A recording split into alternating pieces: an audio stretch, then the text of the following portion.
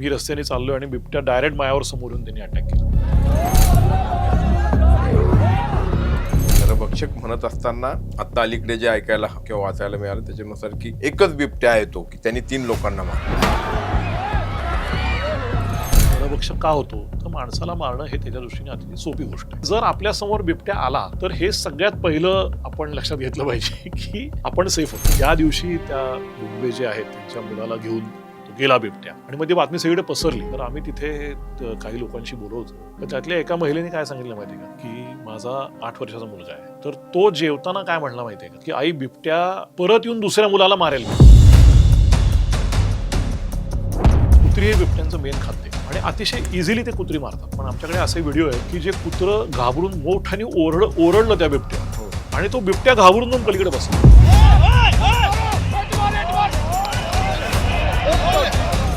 मध्ये एका वाघिणीचं बघितलं असेल की जी ऍक्च्युली ठरवून माणसांना मारत म्हणजे असं दिसून आलं की ती ठरवून माणसांना मारते. तर तेव्हा तिला ठार मारणं हाच पर्याय उरतो. कारण काय असतं फील्डवर जेव्हा लोक काम करतात तेव्हा कुठल्याही ह्या प्राण्याला पकडणं अवघड गोष्ट असते. कारण वनखातं म्हणलं तरी ती शेवटी माणसंच.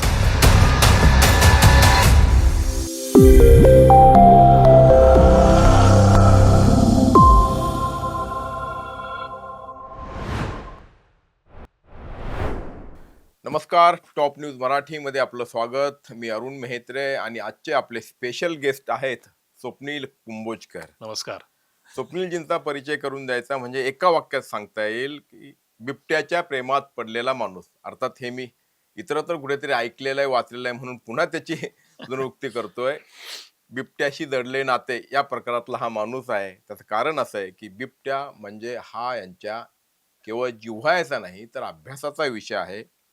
बिबट्या आणि मनुष्य यांच्या सहजीवनाशी संबंधित विषयावरती ते संशोधन देखील करतायत, म्हणजे PhD करतायत. इतकंच नाही तर देश विदेशामध्ये फिरून वन्यजीव संरक्षण, रक्षण, संवर्धन या विषयामध्ये काम करतायत. गेली अनेक वर्षे ते वन्यजीवांच्या संदर्भात स्वतःला जोडून घेतलेलं व्यक्तिमत्व आहेत आणि म्हणूनच आज आपण त्यांना आपल्या स्टुडिओमध्ये बोलवलं आहे. स्वप्नीलजी, आपलं मनपूर्वक स्वागत. धन्यवाद. आणि अर्थातच स्वप्नीलजींना आपण आज का बोलवलंय याची पार्श्वभूमी सांगण्याची आवश्यकता नाही, विशेष करून पुणेकरांना तर नाहीच नाही. त्याचं कारण असं की अलीकडच्या काळामध्ये मनुष्य आणि बिबट म्हणजे बिबट्या ज्याला म्हणतो आपण यांच्यामधला संघर्ष तीव्र झाला आहे असं साधारणपणे बोललं जातं किंवा तशा आशयाच्या बातम्या येतात. खरोखरच हा संघर्ष तीव्र झालाय का? याचं नेमकं स्वरूप काय आहे? हा संघर्ष कसा टाळता येईल? या सगळ्या अनुषंगाने आज आपल्याला बोलायचं आहे. त्यांच्याकडून आपल्या मनातील प्रश्नांची उत्तरं जाणून घ्यायची आहेत. विशेष करून पुणे, नाशिक, अहिल्यानगर या क्षेत्रामध्ये जे काही बिबट्यांचा वास्तव्य असतं, त्यांचा जो काही अधिवास आहे आणि ज्याचा संबंध थेट मनुष्याशी, मानव प्राण्याशी येतो, त्या सगळ्या संबंधाने, संदर्भाने आज आपण बोलणार आहोत. पहिला प्रश्न, मी जसा आधी उल्लेख केला की बिबट्याशी जडले नाते अशा प्रकारचं आपलं व्यक्तिमत्व आहे. कसा, केव्हा, कुठे या बिबट्या विषयाशी संबंध आला आणि पुढे मग तुम्ही हा संबंध कसा दृढ करत गेला? कारण तुमची पार्श्वभूमी जर बघितली तर एक इंजिनिअरिंग बॅकग्राऊंड असलेला माणूस किंवा एक तरुण पुढे झूलॉजी शिकतो आणि नंतर या बिबट्याच्या प्रेमात पडतो. ते सुरुवातीला सांगा. सर्वप्रथम तुम्हा सर्वांचे मनपूर्वक धन्यवाद. नुसतं मला चॅनलवर बोलवलं याबद्दल नाही, पण खूप अतिशय महत्त्वाचा हा विषय आहे. खरं. आणि त्याबद्दल माझा जो काय आत्तापर्यंतचा अभ्यास आहे त्या अभ्यासातून जे काही मला समजलेलं आहे थोडंफार ते फॅक्च्युअली आपल्या दर्शकांपर्यंत आणि बरं. एकूण नागरिकांपर्यंत पोचावं यासाठी तुम्ही हा पॉडकास्ट ठेवलात. हे अतिशय महत्त्वाची गोष्ट आहे आणि त्यासाठी खरोखरी मी तुम्हाला धन्यवाद देतो. दुसरे धन्यवाद अशा करता की आता हा बिबट्या हा प्राणी सध्या खूपच चर्चेत, म्हणजे ऑफकोर्स जुन्नर आणि ह्या सगळ्या गंभीर जे काय सगळे ऍक्टिव्हिटीज आणि त्याच्या ऍक्टिव्हिटीज आणि त्याच्या अनुषंगाने जे गंभीर गोष्टी घडत आहेत त्या दृष्टीने पण महत्वाचं आहे. पण मुळातच बिबट्या हा अतिशय उपेक्षित प्राणी आहे. बर तो दुर्दैवाने या सिच्युएशन मध्ये आल्याशिवाय आपलं लक्ष त्याकडे जात नाही. बर पण something is better than nothing. त्यामुळे तुम्ही हा विषय आयरनीवर घेतलात आणि या पॉडकास्टसाठी मुद्दामून हा पॉडकास्ट रादर ठेवला, त्याबद्दल खरोखरी तुमचे अतिशय मनपूर्वक आभार. आणि अशी आशा आहे की दर्शकांना यामधून अनेक नागरिकांना बेसिकली यामधून काहीतरी चांगल्या गोष्टी मिळतील. निश्चित. आता बिबट्या आणि माझं नातं जे आहे ते मी सांगतो. काय झालं ते हम्म. की मी लहानपणीच बिबट्याच्या प्रेमात पडलोय. बर म्हणजे विलास मनोहर यांचं नेगल जे पुस्तक हो आहे, हो तर ते पुस्तक मी शाळेत असताना हम्म. आणि कॉलेजमध्ये असताना त्याची पारायणं केली. आणि तेव्हापासूनच बिबट्या या प्राण्याबद्दल मला अतिशय उत्सुकता निर्माण झाली. हम्म. त्याचं बेसिक कारण असं आहे की आपल्या सगळ्यांना एकतर वाघ, सिंह, बिबटे, हम्म. तरस या मांसभक्षक किंवा कार्निवोर्स हम्म. या प्राण्यांबद्दल एक अतिशय मोठा ऑ असतो. हम्म. भयंकर कौतुक असतं. आपल्याला शिकार बघायला जेवढी एक्साइटिंग वाटते तेवढे बाकी काही बघायला एक्साइटिंग वाटत नाही. तर तसंच माझंही होतं. आणि हे पुस्तक माझ्या वाचनात यायच्या आधी आतापर्यंत जे मी वाचत आलो त्यामध्ये फक्त अशाच बातम्या येत गेल्या की बिबट्यानी माणसांवर हल्ला केला, माणसांनी बिबट्यांना मारलं. त्यामुळे आपला एक असा समज होतो की हा मनुष्याचा शत्रूच असला पाहिजे. बरोबर. पण नेगल पुस्तक वाचल्यावर मला असं लक्षात आलं की ज्याला आपल्याला माहितीच नाही ज्या प्राण्याबद्दल, किंवा जो हार्ड कोर कार्निव्होर आहे, हम्म. अशा प्राण्याचं एका माणसाबरोबर अतिशय प्रेमाचं जिव्हाळ्याचं नातं होऊ शकतं. म्हणजे विलास मनोहर आणि डॉक्टर प्रकाश आमटे हो. यांचं आणि नेगल या बिबट्याचं जे काय नातं होतं, हम्म. तर ह्या दोघांचं एक सहजीवनच होतं ते. बरोबर. जरी तो कॅप्टिव्हिटी मधला असला तरी सुद्धा ते एक सहजीवन होतं. तर अशा या प्राण्याबरोबर आपलं सहजीवन होऊ शकतं हे त्या पुस्तकाने डेमॉन्स्ट्रेट केलं. बर मग आपण त्याला विलनाइज करावं नाही करावं बर म्हणून मी काय काय गोष्टी शोधायला सुरुवात केली. तर ऍक्च्युली काय झालं की बिबट्याबद्दल कुठं काही साहित्यच उपलब्ध नाहीये. म्हणजे ललित लेखन जे आहे तेवढंच फक्त उपलब्ध आहे. पण कोणी जंगलात जाऊन त्याचा अभ्यास केलाय, लहान मुलांना पाठ्यक्रमात आहेत, आपल्या पुराणात गोष्टी आहेत, असं बिबट्याच्या संदर्भात खूप कमी अवेलेबल आहेत गोष्टी. त्यामुळे काय झालं की मग अजून उत्सुकता चालवली गेली की काय असावा हा प्राणी. आणि मग त्यातून ते वेळ सगळं वाढत गेलं. बर. आणि ज्या वेळेला मी पहिला बिबट्या बघितला हम्म. तेव्हा खरं मी त्याच्या आउटराईट प्रेमात पडलो. बर मग त्याचं एकूण सौंदर्य, कमालीचं सौंदर्य असतं. बिबट्या अतिशय सुंदर प्राणी आहे. बर आणि भयंकर एक्सप्रेसिव्ह असतो. हम्म. तर बाकी तुम्ही वाघ बघा, सिंह बघा, ते तुमच्याकडे असे बघून निघून जातात. बर पण बिबट्या he follows you. Actually he can make an eye contact. हो. असं अतिशय सुंदर त्याचं असतं. आणि मग मी पूर्ण भारतातल्या वेगवेगळ्या जंगलांमध्ये हिंडलो. नंतर मी काही नेचर एज्युकेशन प्रोग्राम्समध्ये पण इन्व्हॉल्ड होतो. आम्ही शाळेतल्या मुलांना जंगलात घेऊन जायचो. पण सगळीकडे जाताना माझं लक्ष असायचं की बिबट्या दिसतोय का. म्हणजे टायगर नॅशनल पार्कमध्ये कुठल्याही गेलं की टायगरसाठी सफारीला जाताना माझं लक्ष असायचं की आपल्याला बिबट्या दिसतोय का. आणि मग ते प्रेम तसंच वाढतच गेलं, तसंच कायम राहिलं आणि अजून इंटेन्स होत गेलं. आणि मग मला आफ्रिकेत जाऊन काम करायची संधी मिळाली. म्हणजे क्रुगर नॅशनल पार्क म्हणून साऊथ आफ्रिकेत जे जंगल आहे, तर तिथे मी जाऊन गेम रेंजरचा कोर्स केला. बर आणि त्या जवळपास 20 लाख हेक्टर इतका तो परिसर आहे क्रुगर नॅशनल पार्कचा. तर तिथे पण मला बिबट्यांवर काम करायला मिळालं. मग मी तिथून मला अजून एक संधी मिळाली म्हणजे नामिबियामध्ये. त्यांच्याकडे आपल्यासारखाच प्रॉब्लेम आहे. तिथे बिबट्या आणि चित्ता हे असे 2 मेजर प्रॉब्लेम्स आहेत माणसांना. तर तिथे मला संशोधन कार्यात काम करायला संधी मिळाली. त्यामुळे नामिबियामध्ये पण काम केल्यानंतर मला असं लक्षात आलं की हा एक युनिव्हर्सल प्रॉब्लेम आहे की कुठेही आपण जिथे मनुष्यवस्ती आहे आणि प्राणी आहे तिथे हा एकमेकांशी येणारा संपर्क, त्यातून आयदर निर्माण होणारा संघर्ष किंवा सहजीवन हे खूप प्रॉमिनंट दिसतं. म्हणजे असं न्यूट्रल आयुष्य नाही जगता येत या प्राण्यांबरोबर. आणि मग नंतर मी बाकी पण ठिकाणी गेलो. मी अमेझॉनच्या जंगलामध्ये काम केलं. मग पोलर बेअर काम केलं.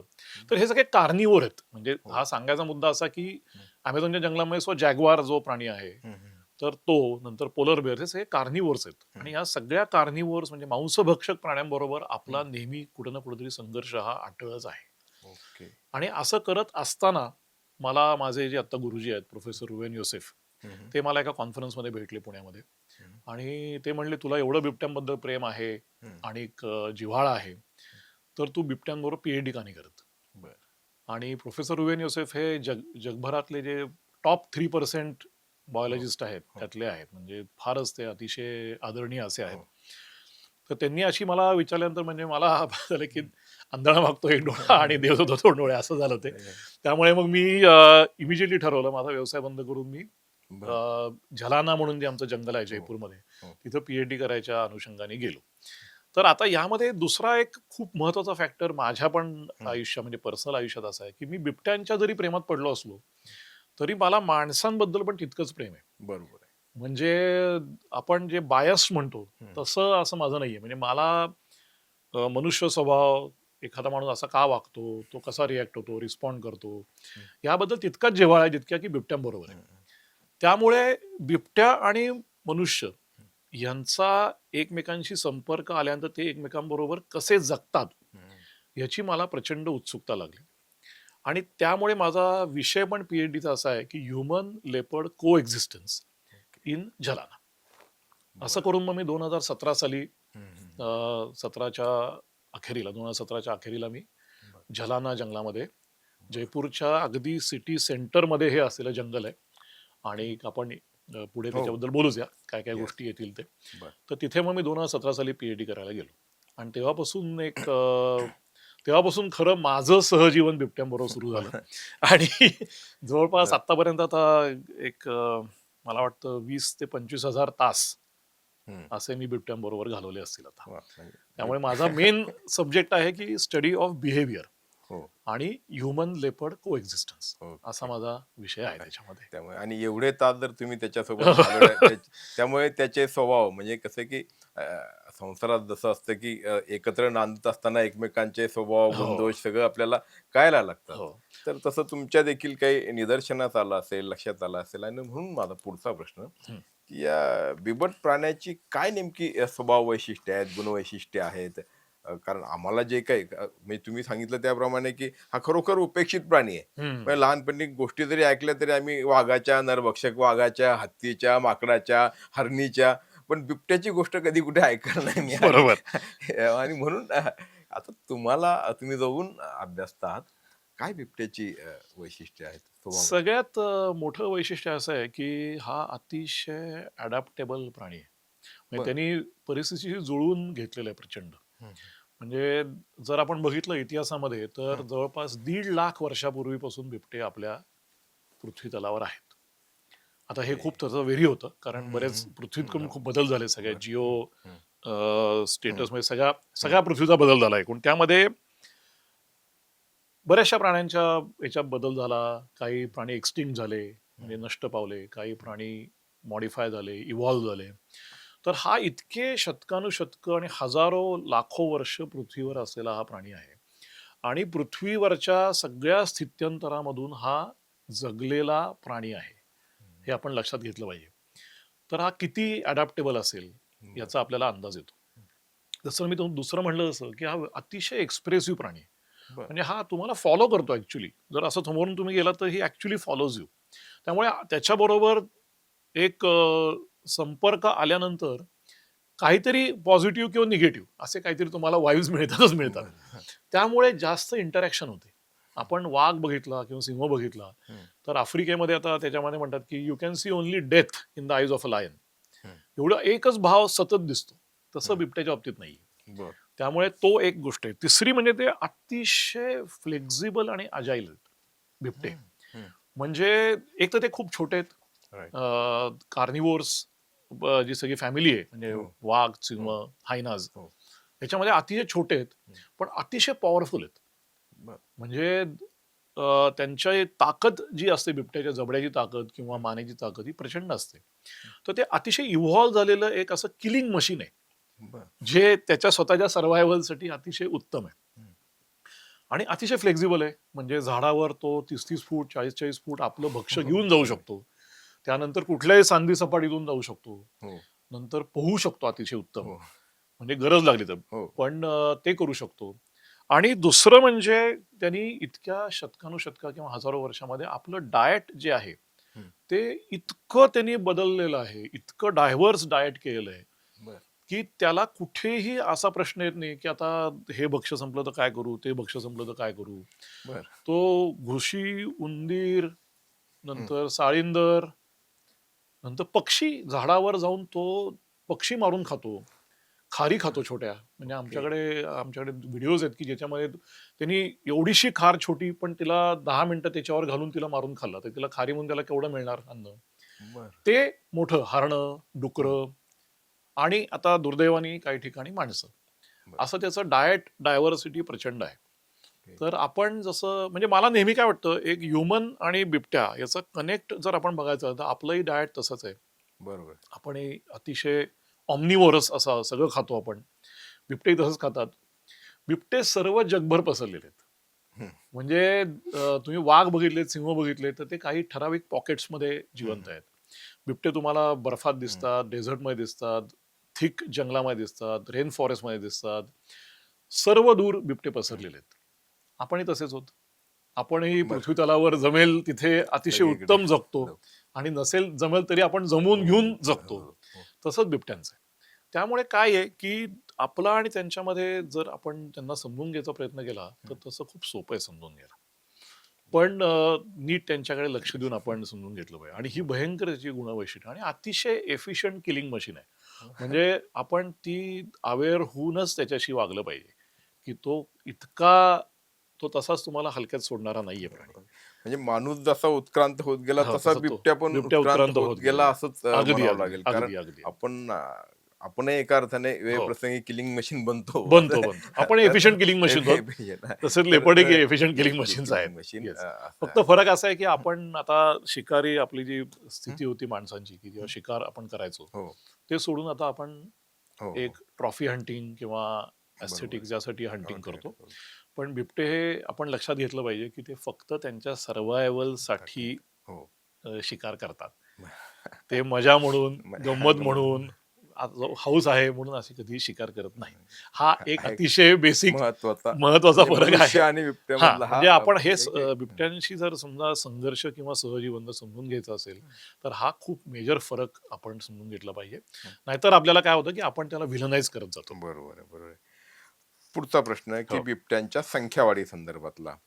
कमी कालावधीमध्ये अधिक वेगाने त्यांची संख्या वाढते असं काही चित्र आहे का? कारण हे संख्या वाढीचं प्रमाणच व्यस्त बनलंय असं देखील बोललं जातंय. म्हणजे आपल्या पुणे जिल्ह्यात जरी विचार केला तर सुरुवातीला काय एक म्हणजे 100च्या आत असलेला आकडा आज काय 300, 400, 500च्या आसपास गेलेला आहे किंवा एकूणच राज्यातला आकडा हा तसाच वाढलेला आहे. तर ही संख्या वाढ जी आहे ती अशा पद्धतीनं होते का? म्हणजे अति गतीनं होते आहे का? आणि काय त्याचं प्रमाण आहे? आता दरवर्षी साधारणपणे एक सेन्सस होतो. लेपर्ड बरोबर. सेन्सस होतो. हो, जसा टायगर सेन्सस होतो, हो, हो, तसा एक लेपर्ड सेन्सस होतो. हो. तो पूर्ण भारतभर होतो. हं, हं. आपण थोडं भारताबद्दल आधी हो, बोलू. हो. तर त्या लेपर्ड सेन्ससमध्ये असं दिसून आलंय, हं. की आपण एक 10 वर्ष डेटा घेतला, हो. तर त्याच्यामध्ये बिबट्यांची संख्या ॲक्चुअली कमी होती. राइट. पूर्ण हो, ग्रॉस मोठ्या हो. पिक्चरमध्ये, बिग पिक्चरमध्ये. तर ती संख्या कमी होत असताना त्याला खूप कारणं आहेत. कारण आपल्या भारतामध्ये मनुष्यवस्ती जसजशी वाढत जाते, हं. तसं त्यांचा अधिवास कमी होतो. बरं. हा बेसिक त्याचं कारण आहे. बरं. तर आता आपल्याला काय दिसतं, की काही भागामध्ये अचानक बिबटे खूप दिसायला लागतात. हं, हं. जसे आत्ता तुम्ही म्हणलात तसं, की बरं. पुणे जिल्ह्यामध्ये बरोबर. जुन्नर, नाशिक सगळ्या या सगळ्या भागामध्ये. त्यामुळे आपल्याला काय वाटतं, की बिबट्यांची संख्या वाढत चालली. हं, हं. तर ते आपल्याला सतत किंवा त्याची फ्रिक्वेन्सी दिसायची जास्त असते. म्हणून आपल्याला वाटतं, की बिबट्यांची संख्या वाढती आहे का? हा बरं. असा प्रश्न आहे. म्हणजे एक बिगर पिक्चरमध्ये आपल्याला दिसतं, की बिबट्यांची संख्या कमी होतीये. त्याला हं, खूप कारणं आहेत. शिकार हं, आहे, हं, अधिवास जातो, हं, नंतर हं. खायला अन्न मिळत नाही, त्यांचं ब्रीडिंगची मॉर्टॅलिटी म्हणजे पिल्लं जन्मल्यानंतर लवकर अशी खूप कारणं आहेत त्याला. बरं. पण आपल्याला आता तर काही पॉकेट्समध्ये अशी शक्यता असू शकते, हं, हं. की ह्या भागातलं बिबट्यांचं प्रमाण वाढलेलं वाढलं आहे, आहे. असं असू शकतं. पण त्याचा आपण शास्त्रीय आधार घेतल्याशिवाय हं, किंवा त्यातून सायंटिफिक डेटा आल्याशिवाय हं. आपण त्याबद्दल विधान करणं बरोबर नाही. म्हणजे मी एक अभ्यासक म्हणून तुम्हाला सांगतो. बरं. त्याचं एक अतिशय उत्तम उदाहरण म्हणजे प्रोजेक्ट टायगर जेव्हा भारताने सुरुवात केला, हो, आपले पंतप्रधान जेव्हा इंदिरा गांधी इंदिरा त्यांच्या गांधी. आणि उल्हास कारंजकर यांच्या हो, जेव्हा अधिपत्याखाली जेव्हा हा हो, प्रोजेक्ट केला. सुरू झाला, हो. तेव्हा टायगर सेन्सस करायचे ते फक्त पगमार्क्सच्या हम्म. अनुषंगाने करायचे, की इतके पगमार्क दिसले म्हणजे इतके इतके टायगर आहेत. बरं. कालांतराने ते असं लक्षात आलं की ही पद्धत तितकी फुलप्रूफ नाहीये. मग एक नवीन टोटली टेक्नॉलॉजी आणली गेली, ज्याच्यामध्ये कॅमेरा ट्रॅप लावले. नंतर वाघाचे चेहऱ्याचा फोटो आणि उजवीकडची बाजू आणि डावीकडची बाजू असे 3 फोटो एका वाघाचे घेऊन टायगर सेन्सस करण्यात आला. त्याच्यावरून आपल्याला ऍक्च्युली खरी गणना कळली की वाघांची किती गणना आहे. बरं. आता वाघाची गणना करण्यामध्ये सोपं काय आहे की ते एका ठराविक जंगलात राहतात, तिथं हो. माणसांची वस्ती नाही. नाही. हो. बिबट्यांची ही गणना करणं अतिशय अवघड आहे. कारण एक तर बिबट्या अतिशय शाय किंवा अतिशय लपणारा किंवा अतिशय लाजरा प्राणी आहे. बरं. आता हे विधान आत्ताच्या कंडिशनमध्ये लोकांना पटणार नाही बरोबर. की हा लाजरा प्राणी हा येऊन हो, अटॅक बरोबर. करतोय, पण मूलतः तो अतिशय लाजरा प्राणी आहे. तो अतिशय लपून राहतो आणि त्यामुळे त्याचे हे असे 3 फोटो येऊन आणि मग तो डेटाबेस आपण 10 वर्ष 12 वर्ष क्रिएट करून खरं गणना करणं हे अतिशय जिकिरीचं, अतिशय प्रॅक्टिकली अवघड काम आहे. त्यामुळे हे जर आपल्याकडे सातत्याने जर केलं समजा काम, तर आपण ऍक्च्युली तेव्हा म्हणू शकू की 10 वर्षामध्ये बिबट्यांची संख्या वाढती आहे का वाढत नाही, हो. असं शास्त्रीय दृष्ट्या असं आहे. बरं. तर आता आत्ताच्या सिच्युएशनमध्ये तुम्ही विचारलं म्हणून सांगतो, फार आपल्याला असं म्हणता येईल की आत्ताच्या ह्याच्यामध्ये आपल्याला बिबटे हे जास्त दिसत आहेत. हो. म्हणजे विजिबल होत आहेत. बरोबर. दिसत आहेत हां, म्हणजे ते वाढलेली दिसत आहे असं नाही, बरं. विजिबल होत आहेत बरं. असं आपण आत्ताच्या सिच्युएशन मध्ये म्हणू शकू. ओके. बिबट्या आणि मनुष्य हम्म. यांच्यातल्या संघर्षाची नेमकी काय कारण आहेत? कारण म्हणजे आधी तर तुम्ही म्हटलं की बिबट्या हा फक्त म्हणजे आता हल्ला करतो किंवा काय पोट भरण्यासाठी, भूक भागवण्यासाठी हे सगळं करतो. पण मनुष्य आणि बिबट्या दोघांचे अधिवास जर जवळजवळ असतील किंवा दोघांनी एकमेकांच्या अधिवासामध्ये प्रवेश केला असेल, तर संघर्ष कुठल्या कारणाने निर्माण? एक छोटंसं फक्त म्हणजे टेक्निकल म्हणून तुम्हाला एक गोष्ट बघतो, आपण जे हल्ला करणे हे ज्या पद्धतीने आपण वापरतो, हो. तर हा प्राण्यांच्या बाबतीमध्ये हा शब्द थोडासा आपण जपून वापरला पाहिजे. बर बर. हां. कारण त्यांचा इंटेन्शनल हल्ला नसतो. ओके. हा त्यांच्या जगण्यासाठी एक गरज म्हणून एक अन्न मिळवायचं हे एक टूल वापरतात ते. बर बर. आपण जर समजा झू मधले जर प्राणी बघितले तर ते हल्ला करत नाहीत कोणावर, कारण त्यांना खायला आपण देत असतो. हो हो. त्यामुळे आपण म्हणूया हल्ला करणे असं, हां, हां. पण एक ग्रॉस किंवा एक मोठ्या ह्याच्यामध्ये जर विचार केला आपण, तर हल्ला करणे जे आपण आपल्या हां, म्हणजे आता आपल्या सर्रासपणे हा अगदी आपण अगदी समजा म्हणजे मी तुमच्यावर बातम्या- हल्ला केला हो. तर तो हेतुपूर्वक हल्ला आहे. हो, तर तो बरोबर. तसा हेतुपूर्वक नसतो किंवा डूब ओके. धरून केलेला हल्ला नसतो. बरं. तर तो आपल्या सर्व्हायव्हलसाठी त्यांनी एक माध्यम ओके. वापरलेला आहे, बरं, बरं. कुठला तरी जीव घेणे आणि तो खाणे असं म्हणून ते ओके. आहे. आता तुमच्या प्रश्नाकडे यायचं म्हणजे सगळ्यात महत्वाची गोष्ट हं. अशी आहे की आपल्या पृथ्वीवर फायनाईट जागा आहे, म्हणजे फिक्स जागा आहे. आपण पृथ्वीवरची जागा वाढवू शकत नाही. उद्या आपण समुद्र मागे बरं. हटवून 50 लाख हेक्टर जागा निर्माण नाही करू शकत बरोबर. हां, नाही. आणि त्याच्यावर जंगलं नाही उभी करू शकत. त्यामुळे वी हॅव लिमिटेड स्पेस. आणि ह्या लिमिटेड स्पेससाठी भांडणं हाच या सगळ्या संघर्षाचं मूळ आहे. आपण ते माणसामध्ये बघतो हो. की कोणी म्हणतं आमचा हा प्रदेश आहे, कोणी म्हणतं आमचा तो प्रदेश आहे. बरं. तसंच हे आहे. हा बेसिक असं आहे की मला ही वाटतं की ही माझी जागा आहे, बिबट्यांना वाटतं ही त्यांची जागा आहे. आणि जिथे हे इंटरेस्ट एकत्र येतात तिथे हा संघर्ष अटळ आहे. कारण अधिवास हा दोन्हीही स्पिशीजना, म्हणजे आता आपण याच्या पुढे असं बोलू की अतिशय न्यूट्रल बेसिसवर आपण बोलू की माणसं ही एक स्पिशीज आहेत आणि बिबटे हे एक स्पिशीज आहेत. असं जर आपण घेतलं तर त्याच्यामध्ये दिसून येईल की अधिवास किंवा हॅबिटॅट याच्याच कॉम्पिटिशनसाठी हे सगळी मारामारी आहे. बरं. याच्यामध्ये अन्न हा आहे, घटक आहेच डेफिनेटली, अन्न, पाणी. पण बिबट्यांना 3 गोष्टींसाठी जागा लागते. एक म्हणजे फीडिंग म्हणजे अन्न, ब्रीडिंग त्यांचं प्रजनन होण्यासाठी, आणि रेस्टिंग म्हणजे त्यांना उरलेल्या काळामध्ये आराम करण्यासाठी किंवा जगण्यासाठी. असे 3 साठी जागा लागते. दुर्दैवाने काय होतं, जिथे ही जागा माणसांच्या ऍक्टिव्हिटीज बरोबर ओव्हरलॅप होते तिथे माणसांनाही आपलं अन्न निर्माण करायला लागतं, म्हणजे शेती, ब्रीडिंग म्हणजे आता गावं बसतात आपली, मग आणि रेस्टिंग किंवा बाकीच्या ऍक्टिव्हिटी म्हणजे हायवे तयार होतात, बिल्डिंग्स तयार होतात. त्यामुळे जिथे हा पॉइंट एकत्र येतो किंवा जिथे हे इश्यूज एकत्र येतात तिथे संघर्ष अटळ आहे. बर. मग तो सगळीकडे आलाय का? तर तसं नाहीये. हम्म. काही ठिकाणी आता आमचं जे झलाना जंगल आहे हम्म. तिथे हे सगळे अधिवास पूर्णपणे माणसं आणि बिबटे टोटली ओव्हरलॅपिंग आहेत. म्हणजे आमच्या खेडेगावात बिबटे येतात, नंतर घराच्या परसदारात बिबटे त्यांचा आराम करतात. हम्म. आमच्याकडची सगळ्यात मॅक्सिमम एफिशियंट जी फिमेल आहे तिची पिल्लं आतापर्यंत कधीही मेलेली नाहीयेत. ती सगळी पिल्लं आमच्या इथल्या एका देवळाच्या परिसरात घालते, तिथंच वाढवते. मनुष्य वस्तीत एका शेतामध्येच तिचा सगळा अधिवास असतो, हे असतो, पूर्णपणे तिचं आयुष्य जातं. आणि त्या अधिवासातच तिचे आत्तापर्यंत बाकी सगळ्या जंगलात राहणाऱ्या ज्या फिमेल्स आहेत त्यांच्या पिल्लांपैकी तरी 2 मेली, 1 मेलं, बर. असं ते नॉर्मल असतं बरोबर. जंगलामध्ये. पण हिचं सगळ्यात मॅक्सिमम एफिशियंट अशी ती आहे. बर. आणि लोकांना पण ते आवडतं. झलानामध्ये हे अतिशय युनिक केस आहे की इथे बिबटे आणि माणसं हे एकमेकांच्या अति प्रेमाने राहतात. त्यामुळे असं आपण एक ठोकळ मनाने किंवा ढोबळ मनाने नाही म्हणू शकत हम्म. की आदिवास जरी ओव्हरलॅप असला तरी सुद्धा संघर्ष होईल का? तर तसं नाहीये. हम्म. जेव्हा तुमच्या जीवाला थ्रेट निर्माण होतो, हम्म. म्हणजे आता आमच्याकडे अजून एकही हल्ला झालेला नाहीये, झलानामध्ये एकही हल्ला झालेला नाही माणसांवर, तोपर्यंत आम्हाला बिबटे आवडतात. ज्या बरोबर. क्षणी माणसावर हल्ला होईल त्या क्षणी आम्हालाही सांगता येणार नाही की काय होईल ते. त्याचप्रमाणे बिबटेंना जोपर्यंत थ्रेट वाटत नाही हम्म. की माणसं आपल्यावर हल्ला करतायत, हम्म. तोपर्यंत त्यांचं गुण्यागोविंदाने राहील माणसांबरोबर. बर. ज्या क्षणी बिबट्यांच्या आयुष्यावर थ्रेट निर्माण झालाय असं त्यांना वाटेल तेव्हा ते अग्रेसिव्ह होतील.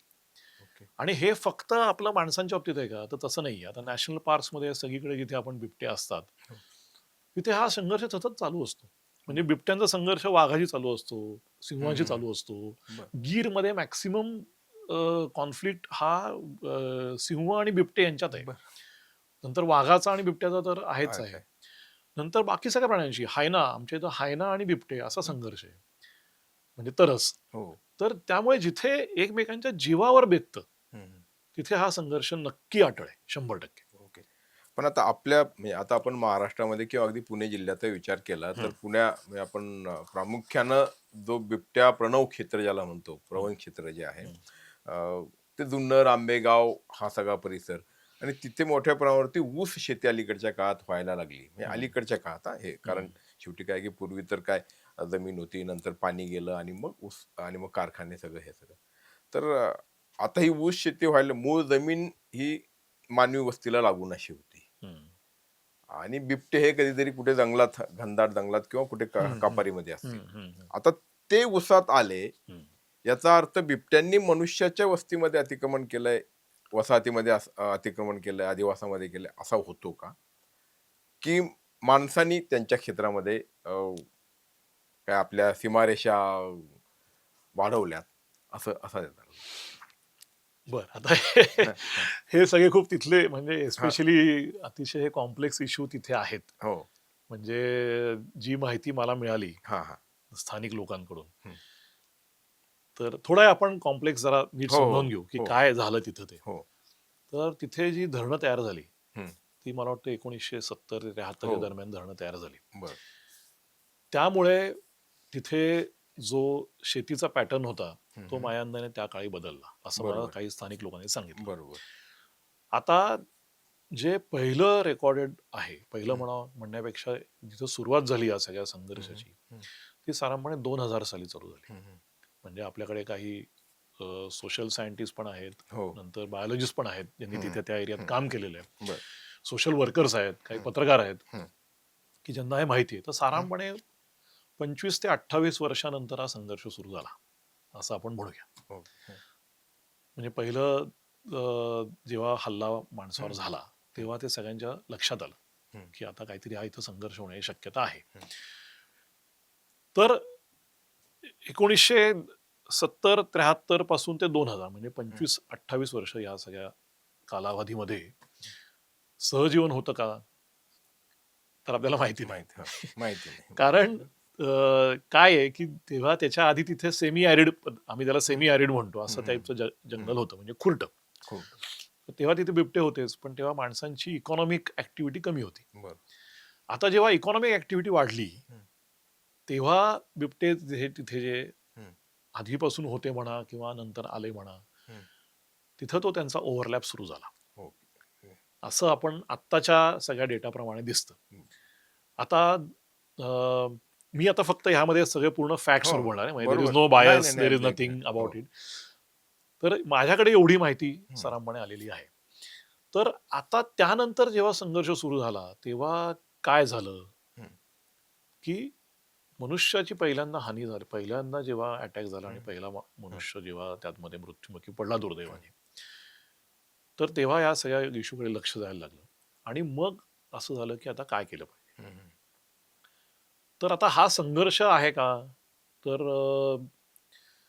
खूप साऱ्या लोकांचं असं म्हणणं आहे की जेवढी लोक भारतामध्ये ऍक्सिडेंट्समध्ये मरतात किंवा कोविडमध्ये गेले त्यापेक्षा वन्यजीवांच्या हल्ल्यामुळे माणसं कमी मरतात, असं एका बाजूचं म्हणणं आहे. दुसऱ्या बाजूचं म्हणणं आहे आमच्या घरातला एक माणूस जातो, हा अतिशय महत्वाची गोष्ट आहे. बरोबर. जोपर्यंत आपल्या घरातलं कोणी जात नाही तोपर्यंत त्याबद्दल आपण असं त्रयस्थ म्हणून बोलू शकतो. त्यामुळे मी म्हणलं असं की हा अतिशय कॉम्प्लेक्स इश्यू आहे आणि तो दोन्ही बाजूनी ऍड्रेस करायला पाहिजे. आणि त्याचबरोबर असं आहे की बिबट्यांना समजा कोणी मारला असेल किंवा बिबटे मृत्युमुखी आज जर पडले असतील समजा, तर ते सुद्धा त्याच्या फॅमिलीमधला एक जीव गेलाच आहे. हा पण आपण एक फॅक्टर लक्षात घेतला पाहिजे. त्यामुळे कन्सिडरिंग टू स्पीशीज, दोन आपल्याकडे समाज आहेत असं आपण धरलं समजा, तर त्याच्यासाठी हा खूप इश्यू कॉम्प्लेक्स आहे आणि तो सतत राहणारच आहे. म्हणजे एकमेकांच्या गरजांची पूर्तता करण्यासाठी म्हणून ते नाही. आणि जोपर्यंत जोपर्यंत इकॉनॉमिक इंटरेस्ट तिथे आहेत, आणि आता तर शेती आहे, आता आपण रिव्हर्स करू शकतो का ती शेती, तर हे इकॉनॉमिक इंटरेस्ट राहणारच आहेत. त्याचबरोबर बिबट्यांनी पण तिथे आपलं बस्तान बसवलेलं आहे त्या अधिवासामध्ये. त्यामुळे हा त्यांच्या सर्व्हायव्हलचा प्रश्न आहे आणि हा माणसांच्या सर्व्हायव्हलचा प्रश्न आहे. आणि आता हॅबिटॅट शेअरिंग आहे. त्यामुळे मी जसं पहिल्यांदा म्हणलं की दोन स्पीशीजच्या सर्व्हायव्हल मध्ये आता हॅबिटॅट शेअरिंग आहे. त्यामुळे ही सिच्युएशन आपल्याला एकदा ऍक्सेप्ट करायला पाहिजे की आता हे असं होणार आहे. पण दोन्ही बाजूंचं नुकसान कसं कमी होईल हे आपल्याला जर काही करता आलं तर I think that will be meaningful. तुमची car, electric panel, data server आगीपासून सुरक्षित आहे का? नाही? मग आजच बसवा F protect temperature activated fire suppression device. यामध्ये आहे eco friendly non toxic pressurised liquid, जे आग लागल्यास क्षणार्धात ऍक्टिव्हेट होऊन आगीवरती मिळवते नियंत्रण. बसवण्यास अतिशय सोपे आणि सुटसुटीत टेकालिपचे एक दर्जेदार उत्पादन एफ प्रोटेक्ट.